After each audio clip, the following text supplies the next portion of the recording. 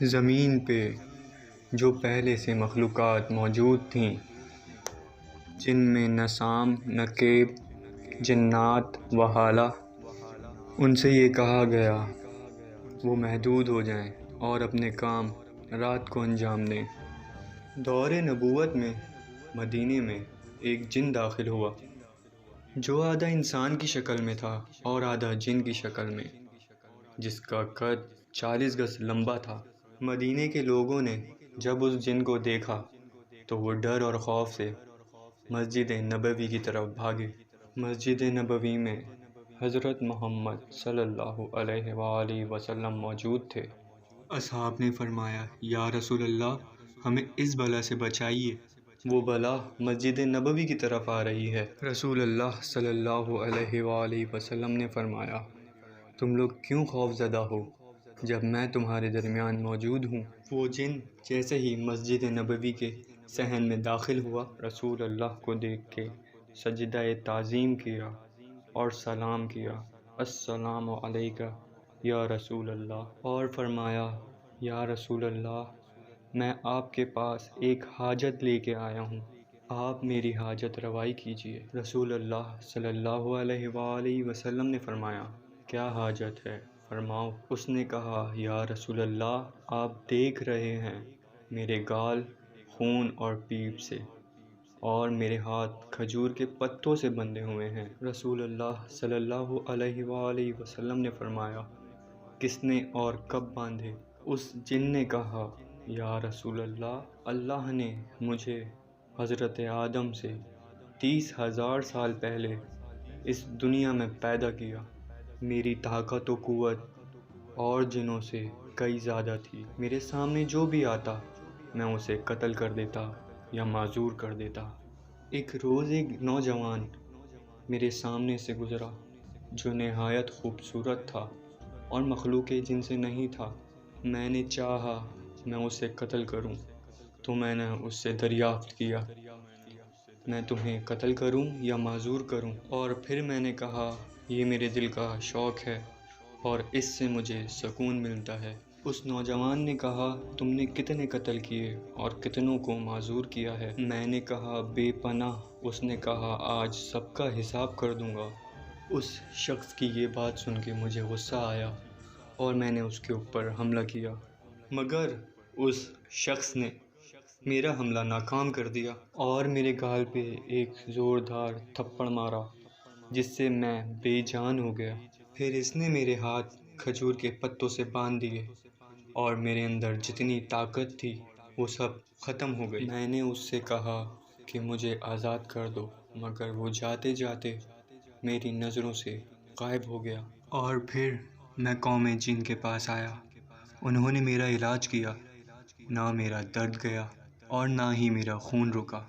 میری قوم نے میرے ہاتھ کھولنے کی بہت کوشش کی مگر میرے ہاتھ نہ کھلے، اور پھر سب بے بس ہو گئے اور مجھے میرے حال پہ چھوڑ دیا۔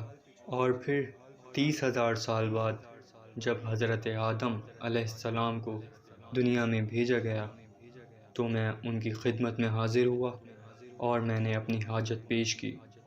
حضرت آدم علیہ السلام نے اپنی پوری نبوت کا زور لگایا مگر ان سے بھی یہ کام ہو نہ پایا۔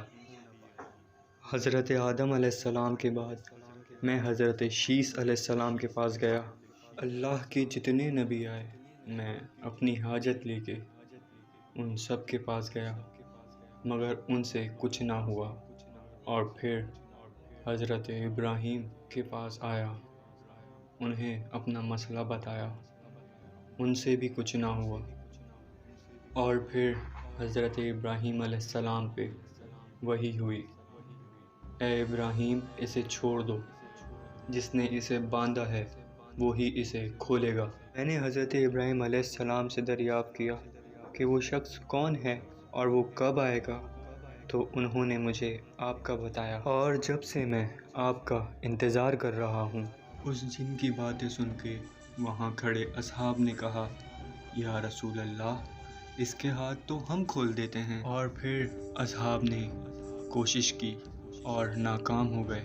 وہ سب حیران ہو گئے کہ یہ کھجور کا پتا اتنا مضبوط کیسے بندھا ہے اور پھر اس جن نے کہا یا رسول اللہ آپ میری حاجت روائی کریں۔ اتنے میں مولا علی علیہ السلام مسجد میں داخل ہو گئے، اور پھر اس جن نے جب مولا علی علیہ السلام کو دیکھا تو رسول اللہ سے فرمایا یا رسول اللہ مجھے بچائیں اور مجھے اپنی پناہ میں لے لو۔ رسول اللہ صلی اللہ علیہ وآلہ وسلم نے فرمایا تم کیوں ڈر رہے ہو؟ تو اس جن نے فرمایا یا رسول اللہ یہ وہی شخص تو ہے جس نے میرے منہ پہ تھپڑ مارا اور میرے ہاتھ کھجور کے درخت سے باندھ دیے۔ اور پھر رسول اللہ صلی اللہ علیہ وآلہ وسلم نے فرمایا پہلے تم اپنا ڈر ختم کرو، اور پھر مولا علی علیہ السلام سے فرمایا اے علی تم اسے آزاد کر دو اور اس کی تکلیف ختم کر دو۔ اور پھر مولا علی علیہ السلام نے اپنے لبوں کو ہلایا اور اس جن کے ہاتھ کھل گئے اور اس کے گال سے جو پیپ اور خون بہہ رہا تھا وہ بھی رک گیا۔ اور پھر وہ جن مولا علی علیہ السلام کے قدموں میں گر گیا اور فرمایا مجھے اپنا غلام بنائیے۔ اور پھر رسول اللہ صلی اللہ علیہ وآلہ وسلم نے فرمایا اے جن اب تم واپس چلے جاؤ۔ اس جن نے فرمایا یا رسول اللہ مجھے صدیوں بعد حق ملا ہے، میں اسے چھوڑ کے کہیں نہیں جاؤں گا۔ آج 13 رجب ظہور مولا علی علیہ السلام ہے کہ جس کی ولایت کے اقرار کے بعد نبیوں کو نبوت ملی، اور جس کی ولایت کے انکار سے انسان کا کوئی بھی عمل قابل قبول نہیں ہے۔ تمام موالیان حیدر کرار کو 13 رجب ظہور مولا علی بہت بہت مبارک ہو۔